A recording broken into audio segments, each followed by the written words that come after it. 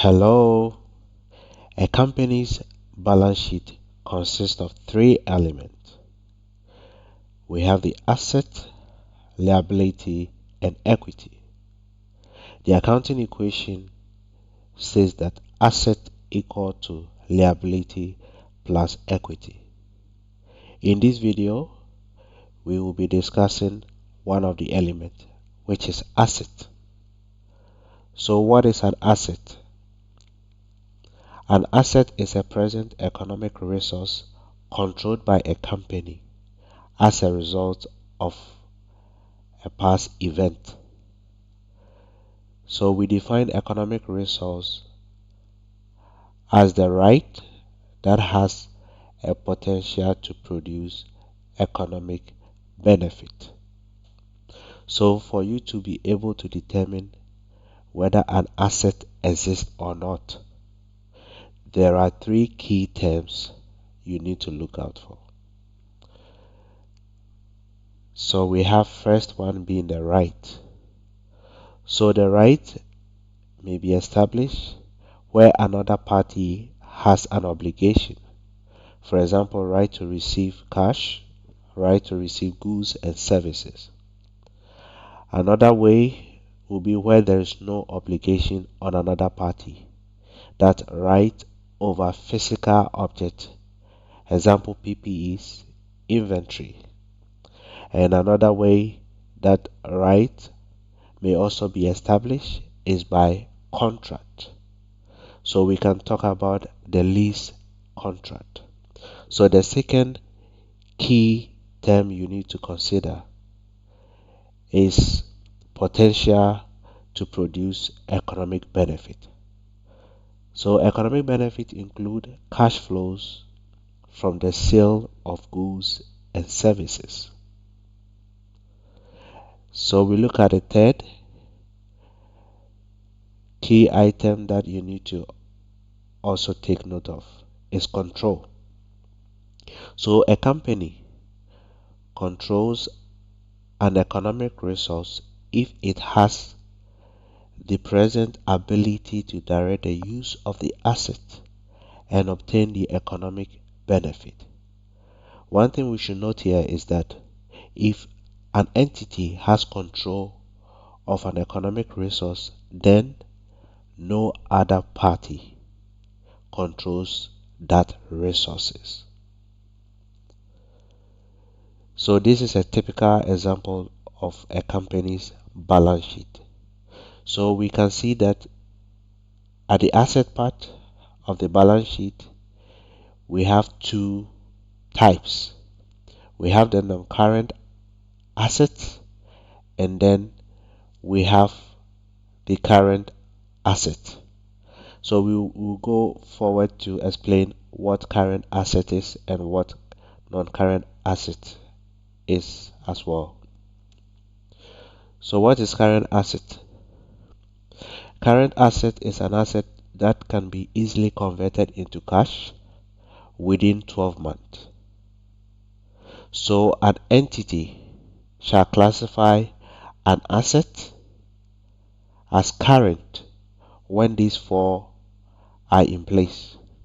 The first one being expected to be realized in the entity's normal operating cycle. The second one, if the primary objective of holding the asset is for trading, it expects to realize the asset within 12 months. Anything other than 12 months, more than 12 months, will be long-term asset. That is the non-current asset. And the last one being that the asset is cash and cash equivalent as defined by IAS 7. IAS 7 is talking about cash flow unless the asset is restricted. So I'll give you examples of current asset. So example of current asset is cash and cash equivalent. We have trade receivables. This is when one company sells goods to another company, let's say on credit, and the other company is supposed to pay within 30 days. So when the invoice is issued, then the issuing company recognizes that as trade receivables. So it is an asset because we expect the other company to pay us within 30 days.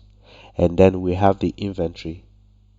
So the inventory, for example, in a pharmaceutical company, the inventory will be the drugs that they are selling.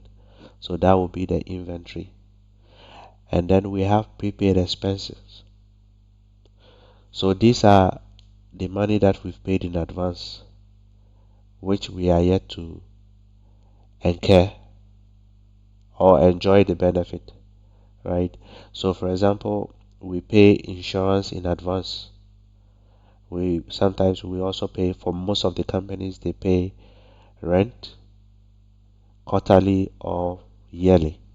And then we have marketable securities. We can talk about treasury bills and then the other short-term marketable securities. So these are the typical examples of current assets that you see on a company's balance sheet. So any other item that is not, or asset that is not that is not current asset is non-current asset according to IAS 1. So non-current asset is an asset that is expected to generate economic benefit for a long term. In this case, more than 1 year.